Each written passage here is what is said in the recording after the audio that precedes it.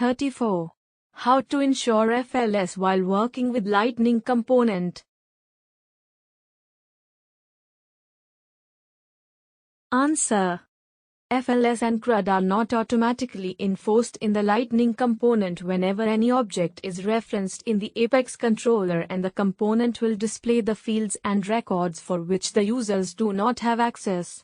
Therefore, we should manually enforce the FLS and CRUD in the Apex controller, or we should try to use Lightning Data Service wherever possible because it takes care of FLS and CRUD for us.